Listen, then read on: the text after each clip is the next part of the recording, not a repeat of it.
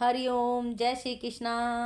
आगे भगवान फिर समझाते हैं कि जिस व्यक्ति के समस्त कार्य कामनाओं के भंवर में अंत जाल से जो बच गया, ज्ञान की अग्नि में अपने समस्त कर्मों को दग्ध कर दिया, उसको लोग पंडित कहते हैं, ज्ञानी व्यक्ति कहते हैं। यहाँ पंडित का अर्थ है जिसकी बुद्धि पांडा हो गई, जो ज्ञान में प्रकृष्ट हो गया, ऊंचा उठ गया, समस्त कार्य करता है, लेकिन इच्छाएं जो पैदा हो रही हैं, जो उलझन से ऊपर उठ जाए, ज्ञान की अग्नि से जिसने अपने कर्मों के संस्कारों को दग्ध कर दिया है, कहा गया वह समझदार है। कर्म कीजिए लेकिन उलझिए नहीं, बंधिए नहीं, और इच्छाओं के अनंत विस्तार को तोड़ने की कोशिश कीजिए। किसी शायर ने बहुत ही सुंदर पंक्तियां कही है, छोटा करके देखिए जीवन का विस्तार, आंखों भर आकाश है बाहों भर संसार। आगे फिर कहा, लेके तन के नाप को घूमे बस्ती गांव, हर चादर के घेर से बाहर निकले पांव। ऐसा तो नहीं कहा जा सकता कि मनुष्य के अंदर इच्छाएं नहीं होती, अच्छी बुरी इच्छाएं उठेंगी, बांधेंगी संसार में, पर एक स्थिति होती है आत्म संतुष्टि, अंदर से तसल्ली, अपनी गहन शांति में जीना, अपने आनंद और उत्साह में जीना। अब न मान से कोई फर्क पड़ने वाला है, न अपमान से कोई पीड़ा। अब कुछ चाहिए भी नहीं, जो है ठीक है, जो नहीं है उसकी चाह नहीं। यह एक ऐसी मन स्थिति है जहाँ पहुँचने के बाद व्यक्ति को संपूर्ण शांति मिलती है। यह ज्ञान की अग्नि है। भगवान फिर आगे कहते हैं, वैसे तो सारा ही संसार बहुत सुंदर है, लेकिन कहीं कहीं पर आकर के ध्यान ऐसे रूप में टिकता है कि कोई गहन रहस्य स्पष्ट किया हो। इधर चला जाऊं, उधर चला जाऊं, यह सब मुझे मिलना चाहिए, अर्थात यह जो लहर हमें बहाती है, इन्हें यहाँ रोकना शुरू करो। जब आप किसी भी इच्छा से रहित होकर, किसी भी विचार से रहित होकर, खाली मन बनाकर, शांत होकर, प्रसन्न होकर, किसी भी तरह की कोई निंदा चुगली से कोई लेना देना नहीं, किसी को खुश करने की कोशिश नहीं करनी, किसी से वैर नहीं रखना, किसी को सताना भी नहीं, और किसी के राग को भी याद नहीं करना, किसी के वैराग्य को भी याद नहीं करना, किसी की घृणा को ध्यान में नहीं रखना, किसी के लगाव को याद नहीं करना। एक शांत स्थिति बनाओ मन की और बैठ करके देखो। उस दिन आपको लगेगा कि आज कुछ अलग ही संसार था। उस समय बहुत अधिक शांति मिलेगी, आपको अनुभव होगी। भगवान फिर कहते हैं, चित्त को और आत्मा को वश में करके बैठो। यह जो हमारा चित्त है, इस पर संसार की यादें मस्तिष्क के अंदर, जिसमें हमारी स्मृतियाँ बसी हुई हैं, और इतना उसमें अंकित हो सकता है कि सारी दुनिया का सारा ज्ञान, सारी जानकारी भर भी दी तो उसके बाद भी अंदर बहुत से ऐसे कैसेट्स खाली रह जाते हैं। परमात्मा की व्यवस्था ऐसी है कि जो कुछ हम सुन रहे हैं, जिस पर आपका मन टिका हुआ है, उतनी ही आवाज़ें पकड़ी जा सकती हैं। अगर कानों से सुनी जाने वाली सैकड़ों प्रकार की सभी आवाज़ें अंदर पहुंचती हैं, तो उनमें से केवल 2% ही रिकॉर्ड होती हैं, क्योंकि उन्हीं के साथ मन जुड़ा हुआ होता है। यदि सारी की सारी रिकॉर्ड होने लग जाएं, तो बड़ी मुश्किल खड़ी हो जाएगी। जैसे आप कोई चीज़ सुन रहे होते हैं, तो उस समय खूब शोर शराबा होता है, लेकिन मेले में खड़े होकर भी आप किसी अपने की बात सुन लेते हैं और आपके ध्यान में वही रहता है। वहाँ कितना शोर हो रहा है उसका ध्यान नहीं। लहरों से ग्रस्त झील में आप अगर चांद और सितारों का प्रतिबिंब देखना चाहते हैं, सौंदर्य देखना चाहते हैं ब्रह्मांड का, तो दिखाई नहीं देगा, क्योंकि उसके अंदर लहरें उठ रही हैं। किसी समय अगर वह लहर शांत हो जाए, तो उसके बाद आप उस सरोवर को देखना, उस झील को देखना, उसकी सुंदरता कितनी बढ़ जाएगी। जितना जितना उसमें झांकेंगे, आपको लगेगा कितना सुंदर संसार इसके अंदर दिखाई दे रहा है। चांद आसमान में सुंदर लगता है, लेकिन झील का चांद और भी ज़्यादा सुंदर लगता है। बल्कि वहाँ तक होगा, आप सृष्टि, चांद, सितारों, पेड़ पौधे सब ही तो झील में आकर खड़े हो गए, एक जगह मिल गए। आसमान में कहाँ आप जाकर मिल सकते थे, पेड़ पौधे कहाँ आसमान में जाते, लेकिन झील में तो सारे आ गए। आगे फिर कहते हैं कि इच्छाओं की लहरें अपने चित्त के सरोवर से शांत कर लो। पर ब्रह्म परमेश्वर के सुंदर स्वरूप को चित्त की झील के अंदर दर्शन करने के लिए आप झुकने की कोशिश करो। तब देखोगे तुम भी होंगे तुम्हारा परब्रह्म, उसकी लीला, और आखिर में नजर आएगा कि तुम तो पूरे आनंद में आकर बैठ गए हो। उस समय तुम अपने परब्रह्म प्रभु के साथ हो। उस समय आनंद की अनुभूति होगी। भगवान कहते हैं कि ऐसा जीने की कोशिश करो, इस तरह से रहने की और व्यवस्थित होने की कोशिश करो कि तुम्हारा चित्त तुम्हारे वश में हो जाए। सभी त्याग करके हम परमात्मा के यहाँ पहुँच सकते हैं। भगवान फिर आगे कहते हैं कि काम करके कर्म करते हुए भी वह नहीं बनता जो उसकी इच्छा में, परमात्मा की इच्छा में लगा हुआ है कि तेरी इच्छा पूरी हो। जैसे शब्द में कहा गया, जो तुझे अच्छा लगता है वही भला है भगवान, जो मुझे अच्छा लगता है वह भला नहीं है। अर्थात प्रभु तेरी इच्छा पूरी हो, इसी में मेरा भला है। जो तू चाहता है वह पूरा हो, जो तुझे अच्छा लगे वही अच्छा है मेरे स्वामी, मेरे परमात्मा, मेरे मालिक, वही अच्छा है। तू सदा सलामत निराकार है। हे निराकार, तू सदा सलामत है, तू सदैव संपूर्ण है, सदा है और रहेगा। मेरा सोचना संपूर्ण नहीं, मेरा मांगना उपयुक्त नहीं, मेरे कहने में मांगने में दोष है, लेकिन तेरे स्वरूप में कहीं कोई कमी नहीं। तू तो संपूर्ण समस्त है और हम लोग अपूर्ण। अपूर्ण की पूर्ण की ओर यात्रा है। जो खाली है वह भरे हुए की ओर चल रहा है।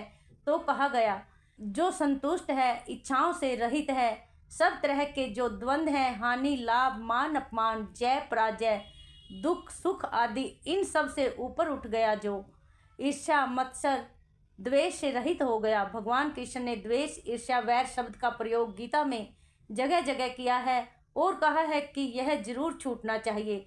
और कमाल यह है कि भगवान योग की बात भी करते हैं, ध्यान की बात करते हैं, और आश्चर्यजनक बात यह है कि ध्यान करने में बाधक यह चीज़ है। अगर वैर रहा तो ध्यान नहीं होगा। इसलिए भगवान कहते हैं ईर्ष्या नहीं रखना, भक्ति नहीं हो पाएगी, शांति नहीं मिल पाएगी, आगे नहीं बढ़ पाओगे। इसे तोड़ करके ही आगे बढ़कर निकल सकते हो। संसार में कुछ लोग ऐसे हैं जो ब्रह्मा को अपना आपा अर्पण करते हैं और ब्रह्मा में अपना आपा अर्पण करके अपनी आहुति देते हैं। अग्नि भी ब्रह्मा को बनाते हैं और जो आहुति दी जा रही है वह भी ब्रह्मा, और जिसको पहुंच रही है वह भी ब्रह्मा, और जो कर्म किया जा रहा है वह भी ब्रह्मा। इस तरह से वह एक महान यज्ञ करके समाधि सिद्ध करते हैं। तुझे ही सब कुछ अर्पण कर रहा हूँ, मेरी आहुति भी तू ही है, मेरा यज्ञ भी तू ही है, मेरी अग्नि भी तू ही, और जहाँ यह आहुति पहुँच रही है वह भी तू ही है। अब केवल तू ही तू है, मैं तो हूँ ही नहीं। ऐसी साधना करते करते अपनी सारी ऊर्जा को, अपने स्वरूप को जिस समय परमात्मा में लीन कर देता है बंदा, समाधि सिद्ध होती है। कहते हैं ब्रह्म यज्ञ पूरा हो गया तब यज्ञ ब्रह्म यज्ञ बनता है। ऐसा यज्ञ करना चाहिए। कहा कि यह योगियों का यज्ञ है। आगे भगवान कृष्ण जो लोग कर्म योगी हैं उनके बारे में बताते हैं। कहा गया है कि कुछ लोग यज्ञ करते हैं, देवताओं को प्रसन्न करने के लिए आहुतियाँ देते हैं, और ऐसे लोग जो देवताओं को प्रसन्न करने के लिए आहुतियाँ देते हैं उनकी कामना होती है कि देवता प्रसन्न हो जाएं और उनका कल्याण करें। तो इसका एक मतलब और भी है। ऐसे लोग यज्ञ करते हुए अपने अंदर देवत्व प्राप्त करते हैं। मतलब हवन करते करते वह जो तेज है हवन का वह अपने अंदर धारण कर लेते हैं। इसे थोड़ा सा समझ लीजिए। मनुष्य का रूप जब स्वार्थ में होता है, वह सोचता नहीं, तब वह असुर है। असु कहते हैं प्राणों को, और रय का अर्थ हुआ रमन करने वाला। अपने प्राणों में ही जो रमन कर रहा है, अपना आपा ही जो देखता है, जिसे दूसरा दिखाई ही नहीं देता, बस अपना ही सोचता है, वह असुर है। और कहते हैं कि जो अपने कारण दूसरों को दबाए और सताए वह राक्षस, और जो एकांत बुरा करने लग जाए और बुरा कर करके प्रसन्न हो वह पिशाच है। और जो विचार पूर्वक अच्छा बुरा सोच कर कर्म कर रहा है, व्यास मुनि कहते हैं विचार पूर्वक कर्म जो करता है और कर्मों के बंधन से अपने को ऊपर उठाता है वह मनुष्य है। और जो विचार पूर्वक कर्म करते करते अपना आपा नहीं सोचता, जन कल्याण में जीवन बिता रहा है, उसकी आहुति तन की, मन की, धन की जन कल्याण के लिए पड़ रही है, उसे कहते हैं कि वह देवताओं के लिए यज्ञ कर रहा है। वह व्यक्ति फिर मनुष्य नहीं, वह देवता हो जाता है। उसका कर्म ऊंचा हो गया, वह देवताओं को प्रिय है, देवतुल्य हो गया। तो कहा कि एक वह लोग हैं जो ब्रह्मा में अपने को अर्पण करके समाधि लगाते हैं, दूसरी तरफ वह लोग हैं जो देवताओं को प्रसन्न करते हैं, वे देवत्व को प्राप्त हो जाते हैं, देव भाव उनके अंदर जाग जाता है, आसुरी वृत्तियां मिट जाती हैं, एक और तरह का यज्ञ होता है। भगवान कहते हैं कुछ लोग इंद्रियों को संयम में करके, अर्थात इंद्रियों का जो विषय है जो अपनी तरफ खींचता है, मतलब जो इंद्रियां हैं कान, नाक आदि सभी 5 ज्ञानेंद्रियां, इनके जो विषय हैं उनको संयम के हवन में डालकर हवन करने के लिए बैठता है। आगे कहा तो हमारी इंद्रियां हैं, इनका भोजन है विषय। कान शब्द चाहते हैं, आंख रूप की तरफ दौड़ती है, त्वचा कोमल स्पर्श चाहती है, जीभ स्वाद मांगती है, नाक सुगंध मांग रही है, यह इनका भोजन है। और यह इस तरफ से अपना भोजन ग्रहण कर रही हैं मानो यह आहुतियाँ मांग रही हैं। आँख रूप की आहुति मांग रही है, कान शब्द की आहुति मांग रहा है। थोड़ा उल्टा दो, संयम का हवन बना दो और इन इंद्रियों के विषय को उठाकर संयम के हवन कुंड में, अग्नि में डालना शुरू करो। ज्ञान की सुगंध उठनी शुरू हो जाएगी और उस समय जब तुम हवन करोगे वह तुम्हारा हवन तप कहलाएगा। और उस तप में तप कर जो तुम्हारे अंदर निखार आएगा, उस अवस्था में तुम अपने परब्रह्मा का आनंद लेने में सफल हो सकोगे, तुम अपने आप को ऊंचा उठा सकोगे। एक हवन अंदर कर लिया करो। भगवान फिर आगे कहते हैं कि एक हवन हुआ जो द्रव्य डालकर किया गया, एक हवन हुआ जिसमें तप किया गया, क्योंकि अंदर संयम किया इसलिए वह तप वाला हवन है। एक हवन वह है कि जो योग साधा गया, वह योग यज्ञ है। एक वह है जहाँ संकल्प जलाए गए हैं और परब्रह्मा को लक्ष्य बनाया गया है। तीक्ष्ण व्रत वाले लोग स्वाध्याय के द्वारा ज्ञान का यज्ञ करते हैं। कहते हैं जिनके व्रत तीव्र होते हैं, संकल्प दृढ़ होते हैं, उनका हवन अलग है। वह हवन क्या है कि संकल्प दृढ़ करके ज्ञान को स्वाध्याय से महापुरुषों के संग बैठकर आत्मचिंतन के द्वारा ज्ञान का यज्ञ करते हैं। और ऐसे जो ज्ञान का हवन करने वाले लोग हैं, कहा वास्तविक लोग हैं, क्योंकि ज्ञान सबसे महत्वपूर्ण चीज़ है। भगवान ने कहा कि इसलिए सारी चीज़ें छोड़कर ज्ञान की दिशा में आना चाहिए, क्योंकि द्रव्य यज्ञ है, तप यज्ञ है, योग यज्ञ है, ज्ञान यज्ञ श्रेष्ठ है। ज्ञान का यज्ञ करो। आप सोचिए कि यह कहा गया है कि जितने भी दुनिया में ज्ञान है, दान है, तप है, पुण्य है, सब कुछ उनमें श्रेष्ठ होगा। ब्रह्म ज्ञान का दान अगर कोई व्यक्ति करता है तो उससे बढ़कर दुनिया में दान हो ही नहीं सकता। भगवान के ज्ञान का दान करो, बहुत ज्ञान पाओ, परिवार के लोगों को लगाओ, अच्छे से अच्छे लोगों को इस क्षेत्र में लगाओ। समाज में अगर अच्छे लोग ज्ञान की मिसाल जलाकर खड़े हो जाएं तो यह जो संसार में इस समय इतना अंधेरा दिखाई दे रहा है, नहीं दिखाई देगा। ना समझी में मनुष्य न जाने कितने कितने गुनाह कर रहा है। एक यज्ञ अतिथि यज्ञ है, ज्ञानी ध्यानी लोगों का आतिथ्य करो। एक भूत यज्ञ है, भूत प्रेत नहीं, प्राणी मात्र प्राणियों के लिए आप अपना दया वाला भाव, अहिंसा वाला भाव अपनाकर उनके लिए आहुति दो। 100 ग्राम निकालो। कोढ़ी है या कोई भी अपाहिज व्यक्ति है, कोई बुजुर्ग व्यक्ति है, उनकी सेवा में मन लगाओ। माता पिता और गुरु का सम्मान, यह यज्ञ है। यह जो फूल खिले हुए हैं, यह भी भगवान का हवन कुंड है, यज्ञ वेदी है। यह जहाँ से सुगंध बह रही है, चारों तरफ जीवनी शक्तियाँ मिल रही हैं। लक्ष्मण ने कहा राम जी से, लंका सोने की है, बहुत सुंदर है, उसको देखकर आने की इच्छा है। तो राम जी क्या उत्तर देते हैं, मैं जानता हूँ कि लंका बहुत सुंदर है, सोने की है, पर लक्ष्मण मुझे अच्छी नहीं लगती। अपनी मातृभूमि से बढ़कर दुनिया में कुछ भी अच्छा नहीं है।